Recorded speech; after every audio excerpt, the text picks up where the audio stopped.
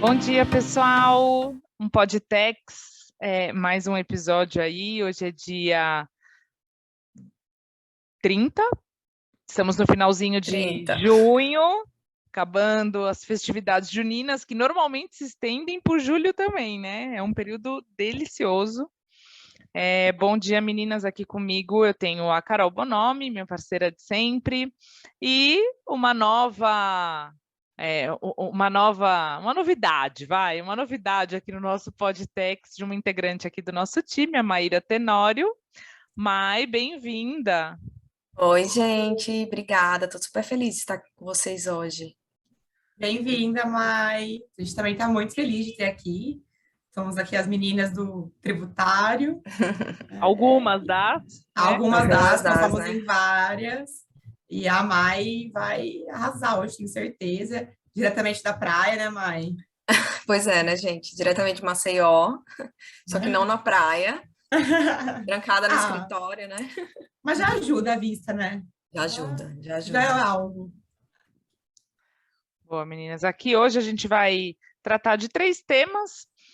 A gente ficou aí alguns diazinhos aí sem algum episódio, mas de volta a gente vai falar das últimas novidades, né? A Maia, ela trouxe um tema que é super importante, a transação federal, né, em nível federal, que é da Lei 14.375, que saiu agora em 2022. A gente vai falar também do decreto número 11.090 de 2022 também, que exclui da base de cálculo do imposto de importação, né, ou do valor aduaneiro, o custo da capatazia, que também bombou aí na mídia e tal. A Carol vai comentar um pouco sobre isso.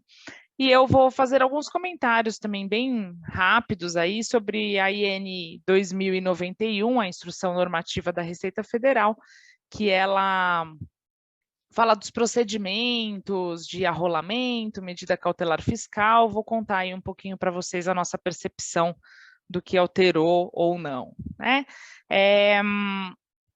Bom, vamos lá então, Má, pode começar. Vamos lá, gente. Esse tema é super bacana. Eu, particularmente, sou entusiasta, assim, de transação, negócio jurídico processual. Tudo que você falar sobre negociação de débitos é comigo mesmo, porque eu amo falar sobre esse tema. Acho que é uma via e uma possibilidade ainda muito pouco aproveitada aqui no Brasil, né? A gente pode até levar esse pensamento para arbitragem tributária, né? Que eu espero que logo mais seja uma possibilidade também por aqui. Mas pensando Verdade. aqui na transação, né? O que aconteceu, e eu vou só introduzir rapidinho para a gente contextualizar o tema e lembrar lá que em 2018, mais ou menos, foi quando a lei da transação foi publicada aqui no Brasil, né? Já existia uma previsão legal no Código Tributário Nacional, né, muito antiga, inclusive, mas ninguém falava sobre o assunto, nem o legislador editava normativo, e aquilo ficava esquecido, né, para os contribuintes aquilo dali não era uma possibilidade. Em 2018 veio uma lei, né, que é a 13.988, instituindo, de fato, uma modalidade de negociação de débitos, né, débitos federais, se vou chamar aqui de maneira genérica, porque não são somente débitos tributários, né, existem os débitos tributários e não tributários, ou seja, débitos com outras autarquias que são administrados depois pela Procuradoria da Fazenda, também podem ser negociados. E o que é legal, né, dessa lei? Essa lei, ela permite que a gente negocie débitos com a Procuradoria, ou com a própria Receita Federal, vou falar um pouquinho sobre isso também, e traga aí alguns benefícios, né, de redução de multa, redução de juros. Obviamente, existe um critério de análise que a Procuradoria e a Receita Federal fazem, de acordo com o nível de recuperabilidade desses débitos, para dosar quanto que eles dão de desconto ou não sobre eventuais cobranças. Mas é uma possibilidade super bacana, existe um espaço para negociação, né? Quando a gente fala de transações que são chamadas de transações individuais, ou seja, tanto o fisco quanto o contribuinte pode propor isso daí. E também tem as transações por adesão, que eu imagino, quem acompanha o tema deve ouvir falar muito, né? Vira e mexe sai uma novidade, na época do Covid, né? A gente teve várias notícias informando que a gente teve transação excepcional, transação extraordinária. isso ainda está rolando, está em vigor, são aquelas chamadas transações por adesão, que é exatamente o que a gente pensa sobre um contrato de adesão. Você vai lá, aperta o botão, fala que você quer negociar e a partir dali você não escolhe o que você quer ou não, né? Você simplesmente aceita o que o fisco te impõe. E a transação aqui, do que a gente vai falar hoje, que é muito legal, gente, assim, a Lei 14.375, ela foi publicada no dia 22, e ela promoveu umas alterações super relevantes na Lei da Transação, e é sobre isso que eu quero comentar com vocês, porque, assim, muda muita coisa na negociação dos débitos, é importante que todo mundo saiba, né, quais são as possibilidades e os benefícios que a lei traz, porque é importante quando a gente senta à mesa com a Procuradoria, trabalhar com, óbvio, com muita boa fé, mas pensando naquilo que a lei te permite fazer, né? De dar o desconto máximo que você conseguir, de obter todos os benefícios que são possíveis. Então, o que eles trouxeram de novo que é muito relevante?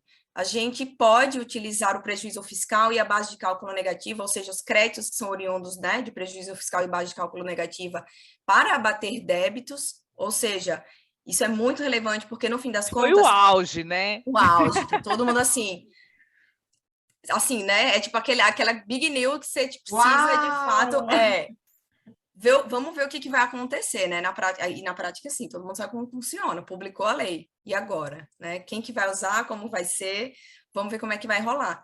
E aí existe um limite, né? Eles falam assim, olha, você pode utilizar esse prejuízo até o limite de 70% do saldo remanescente. Como que isso funciona?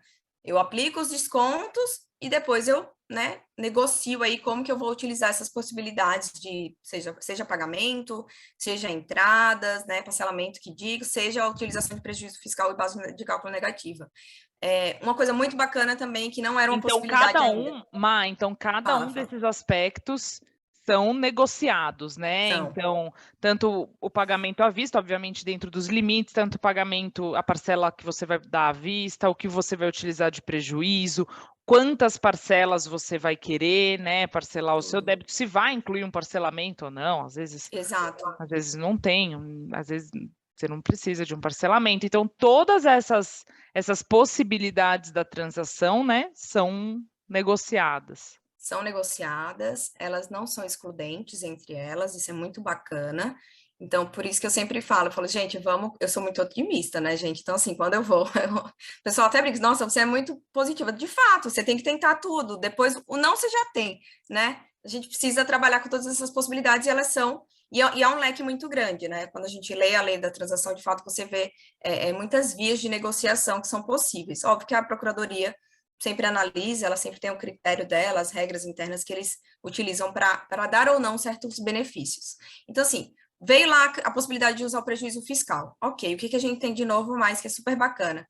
Utilização da transação para negociar débitos que estejam na Receita Federal.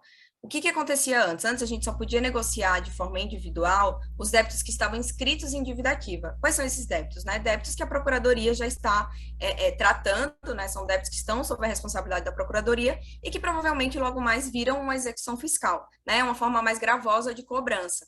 Na Receita Federal, a gente tem débitos que ainda estão em trâmite administrativo, sob a competência da Receita, e que ainda não tem, por exemplo, encargos de 10%, que são os encargos que a Procuradoria cobra logo que inscreve o débito em dívida. Então, isso é muito bacana, porque abre um leque de possibilidades para a gente já resolver certas questões. Se o contribuinte, por exemplo, quer negociar esse débito, ele não precisa mais esperar esse débito ser inscrito, né? Ele pode ir lá junto à Receita Federal negociar esse débito.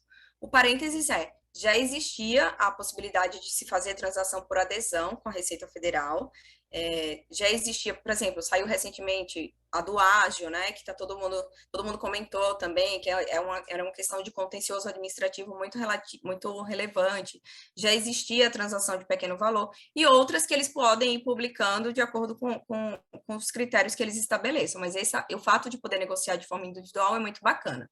A gente tem também uma outra novidade, que é assim, ampliar o desconto máximo das dívidas, porque existe uma limitação, né, como a Dani até já comentou agora. Então, assim, eles ampliaram o desconto máximo do valor total dos créditos que podem ser negociados, o que na prática quer dizer que eles aumentaram de 50% para 65%. Pensando sempre nas negociações em geral, tá, gente? Porque existem, tipo, negociações para débitos em recuperação judicial, que é um pouco diferente. Pensando sempre nos débitos tributários, não tributários, esses descontos são para juros, multa ou principal também? Esse que aumentou, na verdade, é a limitação do desconto máximo computado juros, multa e o crédito principal, para dizer assim, olha, você sempre reduz juros e multa, mas se a minha redução de juros e multa ela ultrapassar o limite de 65%, né, do valor do crédito, eu não posso te dar todo esse desconto que você quer sobre juros e multa, tá? Então, eles aumentaram o teto do desconto máximo, né, que seria aplicado sobre o crédito negociado. E também ampliaram o prazo de negociação, tá? Antes era de 84 meses e agora a gente tem 120 meses, né, para conseguir, às vezes, colocar até uma moratória, né? Você coloca um prazo alongado de moratória, depois você começa a pagar o débito, isso também é uma possibilidade, tá?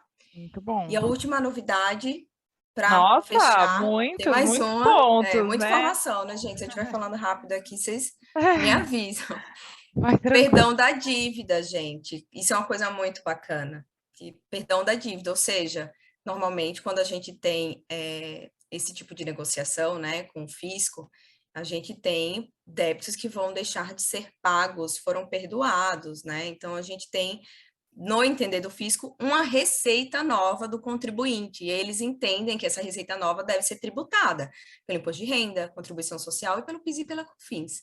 E aí, nessa lei da transação, com essa alteração, está lá disciplinado que haverá o perdão da dívida, ou seja, não haverá incidência de imposto de renda, CSLL, nem PIS/COFINS sobre os valores que foram descontados, né? Sobre aquilo que a dívida, sobre a remissão da dívida, melhor dizendo.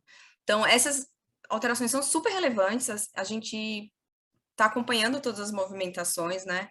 Precisa, óbvio, sempre que a gente fala de transação, a gente precisa analisar caso a caso, né? Mas e particularmente, vocês sabem que eu trabalho muito com isso, a gente tem visto muitas oportunidades, né? De débitos, principalmente débitos antigos, débitos de... Tem empresa que existiu há muito tempo, não é tão operacional agora, tem muito débito para negociar.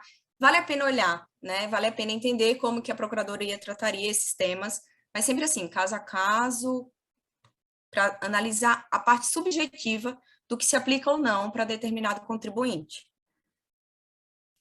Perfeito. É a análise do passivo como um todo, né? A gente tem tido aí alguns programas de transação bem interessantes, a gente tem outros, né, a todo momento aí no âmbito também estadual, municipal, e tudo tem que ser analisado como, não individualmente, né? Saiu uma transação aqui, vou sair correndo, vou aderir, porque posso usar o prejuízo fiscal.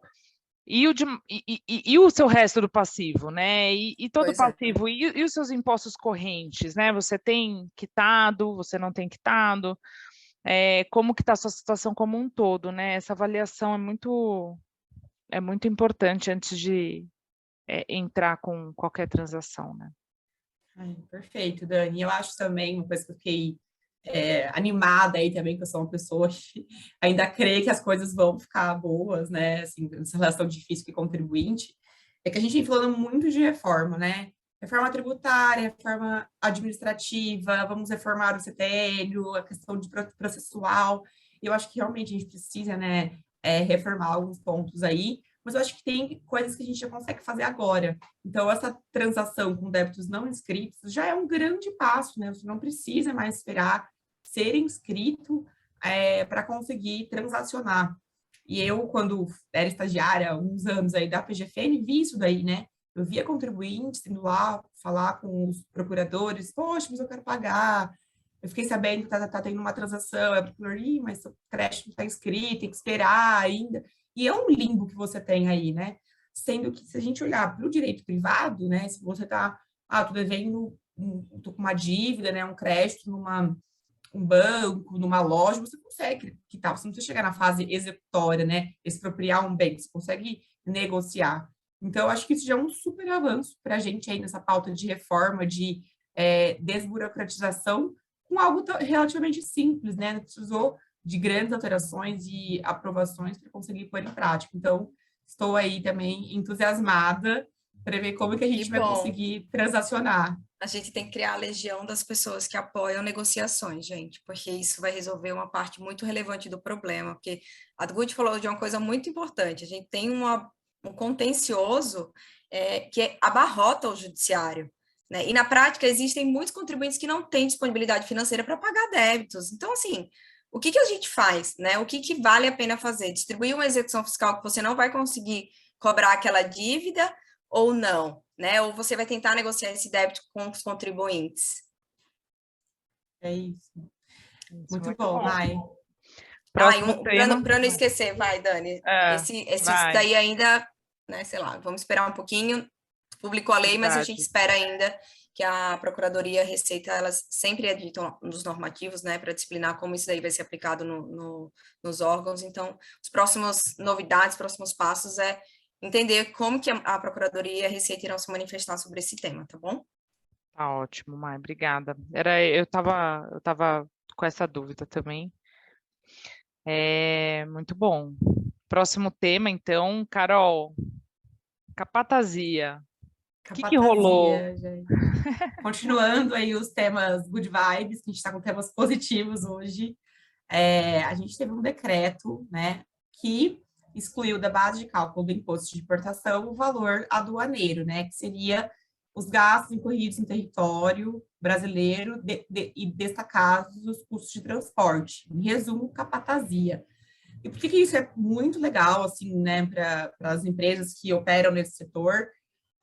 Porque a gente teve anos aí de disputas travadas, né, em todos os tribunais sobre essa questão. Capatazia integra ou não integra, eu coloco isso na minha base de cálculo ou não coloco. E, especialmente no STJ, né, a gente teve o tema que foi julgado e que ele entendeu que a capatazia integraria o valor aduaneiro e a base de cálculo do imposto de importação, né, foi o tema repetitivo 1014. E aí, quando o STJ julgou isso, né, na forma de repetitivo, a discussão meio que morreu, né, falando assim, em palavras práticas, e todos os contribuintes estavam inseridos. Então, esse decreto que saiu agora, que alterou, né, o artigo 77 do decreto 6.759 de 2009, é uma vitória muito grande para o contribuinte, principalmente nessa questão de crise que a gente está, né, que a gente importa muita coisa. O Brasil tem grandes operações de importação, e isso aumenta o custo, né? Porque se você coloca esse custo de transporte na base de cálculo do imposto de importação, você aumenta o seu valor de imposto de importação e isso é repassado para o consumidor final. Então, eu acho que fazendo parte desse projeto de a gente alavancar a economia do país, reduzir os custos do produto para o consumidor final, foi um ganho muito bom, não só para os contribuintes, mas também para todo mundo, né? Para o país inteiro, que todos nós, em alguma medida, somos consumidores finais de algum produto que depende de importação. E aí, queria também pegar aí, jogar aqui um temperinho sobre a questão do ICMS, porque aí os contribuintes falaram, beleza, né? Então, tem um decreto aqui que tem imposto de importação, eu posso excluir. E os outros tributos? PIS, COFINS, IPI, ICMS, né? O que eu faço, né? Então, não vou ser aqui ousada de dar alguma sentença, porque depende da análise do caso concreto, de cada contribuinte, etc. Mas é algo que nossos ouvintes aí têm que ficar de olho, a depender do estado, a depender do posicionamento da sua Cefaz, você consegue aí ter uma margem também para os outros tributos, né? Então, dá para fazer um estudo legal e entender como que fica a sua base de cálculo agora da operação geral, não só do imposto de importação, mas também dos outros tributos incidentes, né? A gente já teve clientes nos procurando para entender se indiretamente ou diretamente vai ter alguma redução aí. Então, fica a dica para a galera, para os nossos ouvintes aí que operam com aduana, ficar de olho e fazer um estudo legal sobre toda a base de cálculo de todos os tributos. Excelente. A Mike, é especialista na aduana, hein, Mike? Não, gente, assim, o que eu já sofri por conta dessas discussões de capatazia, ai, dava até dó, né? Porque a gente ganhava todas no judiciário e de repente o STJ mudou de posição, né? Então, foi feio. E no fim, quando a gente fala do decreto que veio, ele está se adequando aos padrões internacionais. É o GATT, Simples né? assim. Tão É simples isso. quanto. Aí você vê, Ai, precisou todo mundo ficar discutindo anos a fio para ir depois vir o decreto e resolver o problema. Ainda bem que veio, né? Como a Godi falou. Ainda mas põe bem. o casaco, tira o casaco, põe casaco. É. Coloca na base, não coloca na base. Mas eu acho que vai trazer um impacto legal, como, assim, já existia, né? Todo mundo que acompanhava essa matéria já tinha mais ou menos aí os custos que isso trazia para a operação. Tirando esses valores do valor aduaneiro, a gente com certeza tem aí, óbvio, olhando cada caso a caso, né? As legislações dos estados também que tratam do ICMS, mas é natural que a gente tenha uma adaptação, né, dos normativos em geral, para contemplar essa alteração que é tão relevante, tá bom? Claro, até, inclusive, aí já puxando um gancho para o tema que eu vou falar, a Receita Federal soltou 2 instruções normativas, né, aí nos últimos dias, uma delas a 2090 e a outra 2091. A 2090 já contempla essas alterações do decreto 11.090. 11.090, 2090, gente, é muito número, tá? Quem quiser depois pode só mandar um e-mailzinho ali no podtex@asbz.com.br que a gente manda toda a legislação, tá? Não tem problema. Mas a Receita Federal, inclusive, já soltou um normativo, né, falando de controle do valor aduaneiro, de mercadorias importadas, resultado, né, de trabalho de revisão, simplificação, consolidação dos atos normativos, e aí já incluiu a questão da exclusão do custo da capatazia da base de cálculo. Então, a Receita Federal já está alinhadinha ali. Tiveram outras alterações, né, complementos aí nessa instrução normativa que valem também serem olhados aí individualmente. Mas aí já passando para o tema que eu trouxe, que é a instrução normativa 2091, essa instrução ela fala de um tema completamente diferente, né, que é o arrolamento de bens e a medida cautelar fiscal. Tá? Ela revoga a IN anterior, que, salvo melhor, é a 1565, que era de 2015, que era a instrução normativa anterior, que falava do arrolamento de bens e da medida cautelar fiscal, que para quem ainda, de repente, nunca ouviu falar, são 2 instrumentos, né, utilizados para evitar que algum contribuinte aí que tenha uma dívida muito grande, que supere alguns parâmetros aí, né, do seu patrimônio. Então, olha o patrimônio daquela pessoa jurídica, daquela pessoa física, ultrapassou 30%, passou de 2 milhões a dívida tributária, entram esses instrumentos aí, né, aí a depender da situação em concreto. O arrolamento de bens é algo estritamente administrativo, junto da Receita Federal, né? Então é o contribuinte com a Receita Federal. A Receita Federal lavra o arrolamento de bens e com isso você começa a ter seus bens impossibilitados de serem alienados, você não pode fazer nada. Se você for fazer alguma coisa, você tem que avisar a Receita Federal. Eles fazem isso com bens imóveis, automóveis, intangíveis, enfim. Só que não é uma penhora em si, não é um bloqueio em si, é um controle realmente, né? Por isso que é mais no âmbito administrativo. Já a medida cautelar fiscal, ela é no âmbito judicial, ela também tem alguns requisitos, tem algumas questões, inclusive mais graves aí, que ensejam, né, o ajuizamento dessa medida cautelar fiscal. E, por exemplo, se você não faz o arrolamento de bens corretamente junto da Receita Federal, pode ensejar também a medida cautelar fiscal. Então, enfim, são instrumentos para esses grandes devedores. Essa instrução normativa, ela revoga a IN anterior, Mas, assim, numa primeira leitura, gente, é uma atualização, tem alguns parâmetros novos de cálculo aí do valor do bem a ser analisado. Então, qual a valoração que a gente faz sobre determinado bem? Essa instrução normativa nova, ela traz alguns parâmetros a mais, com mais detalhes e tal. Parece realmente, assim, trazer uma atualização, melhorar o texto da legislação e tal.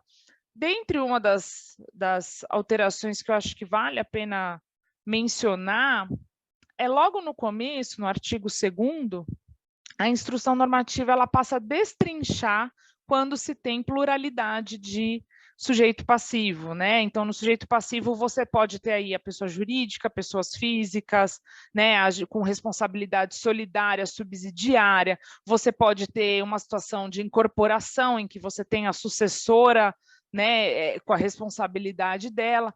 E a ISN, antes a instrução normativa anterior falava em pluralidade, né? Ela falava exatamente a responsabilidade tributária com pluralidade de sujeitos passivos. Agora já destrincha exatamente, fazendo a correlação com o Código Tributário Nacional, né? Responsabilidade, falando de como que você faz esse cálculo, a responsabilização das pessoas, tanto do ponto de vista quando é solidário, quando é subsidiário, quando tem uma sucessora, acaba destrinchando ali na instrução normativa. Isso foi o que, assim, numa primeira leitura, mais chamou a atenção. Demais são esses comentários, esses parâmetros que foram aperfeiçoados. E é isso, tá? Acho que o que mais me chamou a atenção, assim, que não é nada muito de atenção, foi esse ponto, tá? Então, é isso, pessoal. Queria trazer bem rápido aqui para a gente não passar muito o nosso tempo. Muito bom, Dani. Aliás, né, muitos temas legais hoje aí, interessantes. A gente fala, hein, gente? Se der espaço, essa mulherada... Se os meninos estivessem aqui, eles estavam cortando já, né? A gente, já. A gente fala. Exato. Não, então tá muito bom. Bacana mesmo, viu? Muito bacana mesmo. Muito obrigada. Assim, a impressão que eu tenho, gente, é que a gente está evoluindo, né? Então, nem todo dia são boas notícias, mas pelo menos hoje aqui eu acho que a gente tem informações positivas para trazer. Alto astral, aqui, ó. É isso. Tá bom, então, pessoal. Mai, muito obrigada. Apareça mais vezes, sempre que você quiser trazer um tema. Você deu uma aula aqui. A Mai é maravilhosa, gente. Ela ensina tudo aqui pra gente. Obrigada, gente. Adorei. E até a próxima, pessoal. Carol, beijo. Um prazer. Beijo, gente. Até mais, gente. Um beijo. Tchau.